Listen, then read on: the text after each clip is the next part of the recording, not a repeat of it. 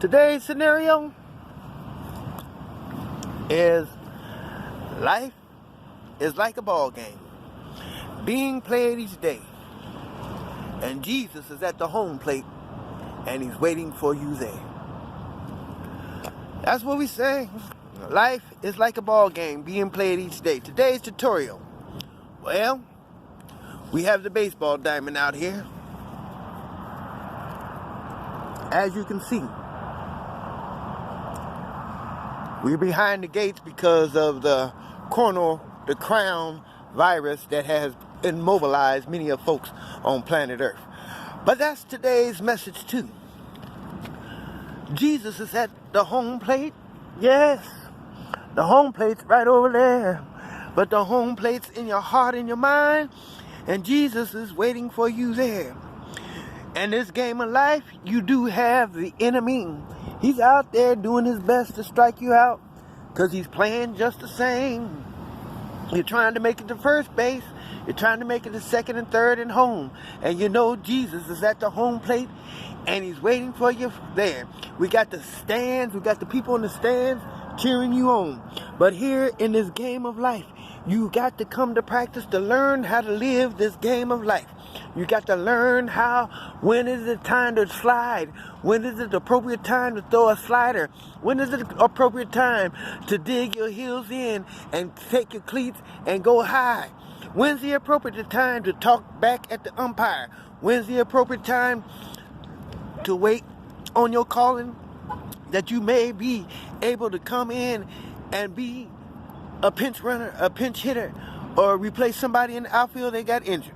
In this game of life, you have to sacrifice sometimes. You have to sacrifice your time, your life.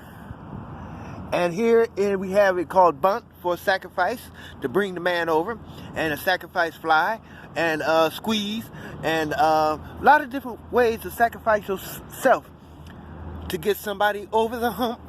Tutorial, please. People trying to make it to first base don't know how, because they didn't come to practice to learn how to bat, learn the game of life. And so now it's time for people to check out your mind, because it's the game of life and it's real all the time.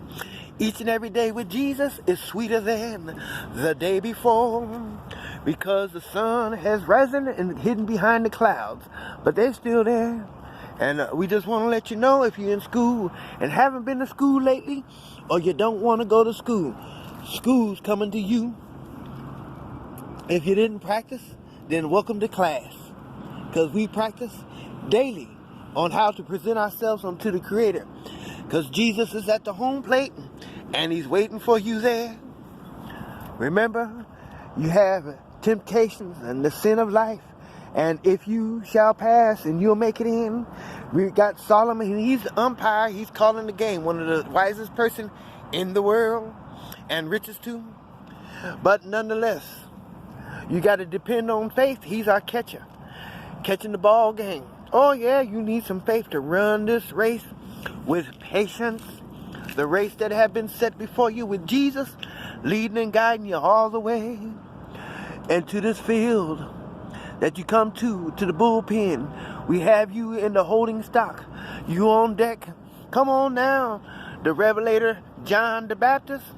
Well, the revelation have been told on PCH. We don't need Moses no more. We got the revelation, John. The game's over. Jesus is at the home plate and he's waiting for you there. He's waiting for me. He's waiting for you. He's waiting for everyone to get your hearts and minds made up in this tutorial time. If you're going to serve God, then serve him. If not, you know, on that side of the fence is the enemy. He's doing his best to strike you out because he's playing just the same. However, if you didn't come prepared, your enemy going to knock you out. So when you go up to prayer, you take your strong bat of prayer. The strong bat of prayer. Prayer is the key to all of your problems in the world. You pray God's word, because God's word is mightier than any two-edged sword, cutting asunder to the marrow of the bone. Ooh, that's a good cut. Well, thank you, Jesus, for cutting me in with Jesus through the blood. Hallelujah.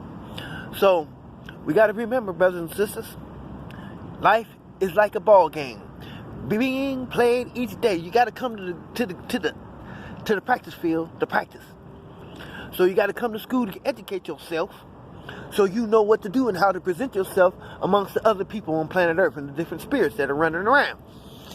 Yeah, learn how to catch the ball, field the ball, how to practice the signs, the languages of the things that you need in this polytechnic society that we live in.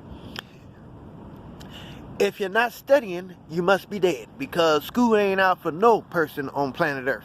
And if you really want to get right with God, it's a tutorial. Then you got to deal with the person in the mirror that you have in your life. And once you deal with the person in your mirror, you'll recognize that we need each other, because each and every other is the love that you have for that other individual in the mirror. Whomsoever that may be you have not met yet is the one you got to be preparing yourself. Less lying, less stealing, and less killing to the dreams and ambitions to the person in the mirror. So be more equipped to helping that individual you have not met yet. May God give you the glory and the opportunity to play in His big vineyard. Because truly, the harvest is plenteous, and the laborers are few. We need some help to get out into this vineyard and keep it up, because this ain't done by itself. It needs some help. And are you willing to help? To help reach out to the individual that you and I have not met yet. And there's others that can reach that individual that you have not met yet. But it's up to you what you're going to do. In the mighty name of Jesus, we thank you and praise you that God will get all the glory out of what you do in the field. Think about it, because you got to come to practice. You can't do nothing in the field without practicing. You got to come to practice to know what to do out in the field. You got to learn how to mow the yard, how to keep the bleachers clean, how to keep the field clean, how to line up everything, how to fix the fences, how to do a lot of different things. There's work to be done. Are you willing and able to get the work done? Well, we thank God for the opportunity and privilege. You have a delightful tomorrow. Toodaloo.